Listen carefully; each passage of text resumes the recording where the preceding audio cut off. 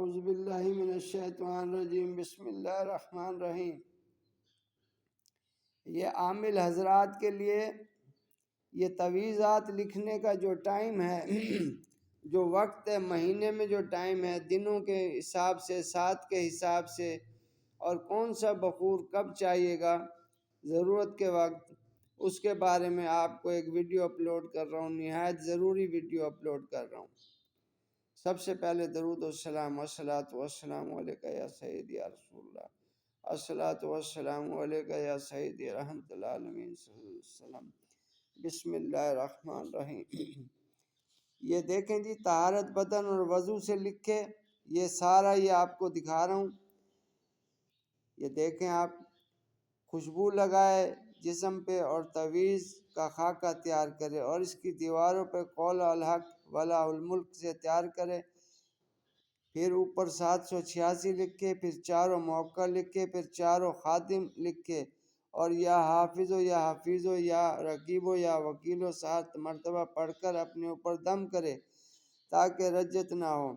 لکھنے کے دوران کسی سے بات نہ کرے اور لکھنے کے وقت سایہ عورت ناپاک اور نامحرم کا اوپر نہ پڑے۔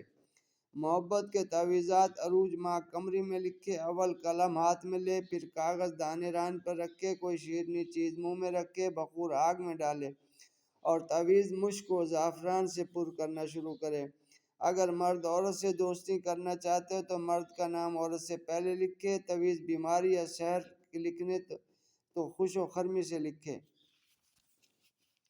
اگر عداوت کے نقوش لکھے تو اول کاغذ بائیں ران پر رکھے، پھر قلم ہاتھ میں لے، کوئی ترش یا تلخ چیز منہ میں ڈالے، تیل میں تھوڑا سا سرکہ ملا کر لکھے یا کالی یا نیلی سیاہی سے لکھے۔ ہینگ کا بخور جلائے اور زوال ماہ قمری میں لکھے۔ تعویذ جدائی یا عداوت کا عورت منقوہ کے لیے نہ لکھے جب تک شرعاً ضرورت نہ ہو۔ اگر تعویذ زبان بندی، خواب بندی، تیغ بندی کے لکھے تو تھوڑا موم منہ میں رکھ لے، زبان کو دانتوں سے دبائے، جب تعویذ تمام ہو تو زبان کھول کر المنتعلی لکھے۔ یہ تعویذ شنگرف سے پر کرے۔ خواب بندی و تیغ بندی کے لیے منہ میں فلفل گرد رکھے اور تعویذ کالی سیاہی سے لکھے۔ فتح القدیر شرح ہدایہ میں لکھا ہے، اگر کسی کے پاس تعویذ اور اس کے اوپر غلاف ہو تو پخانہ میں جانے کا مذائقہ نہیں ہے، اگر اس کو اتار کر جائے تو بہتر ہے۔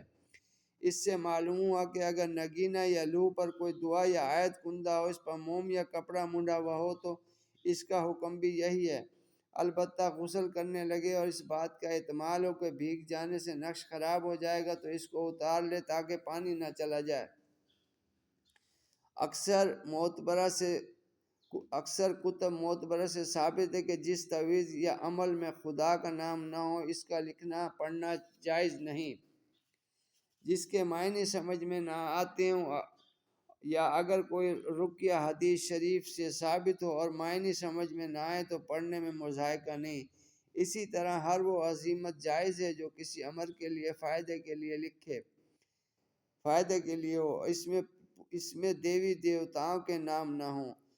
عمل سفلی مسلمانوں کو پڑھنا باعث سے زوال ایمان ہے، اسی طرح جادو و سحر کر کے اپنے ایمان کو ضائع نہ کریں۔ جب آیات قرآنی اور اسماء باری تعالیٰ اور ارشادات مشائخ موجود ہیں تو اور کسی کے سہارا لینے کی کیا ضرورت ہے؟ عمل پڑھنے اور تعویذ لکھنے کے لیے لینا جائز ہے، البتہ جس شخص کی نیت میں فریب ہو اس کے لیے ناجائز ہے۔ ایک مشہور حدیث ہے، صحابہ کی ایک جماعت نے سانپ کا عمل دم کرنے کے عوض 100 بکریاں لی تھی اور حضور صلی اللہ علیہ وسلم سے آ کر واقعہ بیان کیا۔ حضور صلی اللہ علیہ وسلم نے ان سے خمس لیا۔ اگر لکھتے وقت کوئی پاس بیٹھے تو کوئی حرج نہیں، لیکن اسے تاکید کرتے ہیں کہ نہ بولے نہ بلائے، لیکن عورت کو پاس نہ بیٹھنے دیں۔ جو کوئی شخص نقش کو پاس رکھے اس کے لیے لازم ہے کہ حسب توفیق خیرات کر کے نقش استعمال میں لائے، بشرطے کہ اس نے عامل کو ہدیہ ادا نہ کیا ہو۔ شرائط تعویذات، یہ شرائط ہیں جی تعویذات کے، یہ آتشی ہیں، آبی ہیں، خاکی ہیں اور بادی ہیں، یہ تعویذات ہیں۔ یہ آپ دیکھ لیں، یہ ویڈیو لمبی ہو جائے گی، یہ آپ اس کو دیکھ لیں، یہ بعد میں زوم کر کے آپ پڑھ سکتے ہیں، دیکھ سکتے ہیں۔ یہ ان کی چالوں کے حساب سے یہ ہے، یہ آپ دیکھ سکتے ہیں۔ یہ دیکھ لیں جی، آپ یہ زوم کر کے لکھ سکتے ہیں، یہ ویڈیو بڑی نہ ہو جائے اس لیے میں اس کو آپ کے لیے جو ہے یہ کر رہا ہوں شارٹ میں، یہ بہت بڑی ہو جائے گی، لمبی ہو جائے گی۔ یہ دیکھیں یہ تویزوں کی رفتار دی جا رہی ہے جی، یہ کون سا کسری خانے میں ہے، کون سا کیسے لکھا جائے گا، یہ تویزوں کی ساتھ ہیں جی، یہ سارے تویز عاطشی بادی آبی خاکی ان کی چالیں ہیں جی۔ دعا میں یاد رکھیں، چینل کو لائک کریں، سبسکرائب کریں۔ السلام علیکم ورحمۃ اللہ وبرکاتہ۔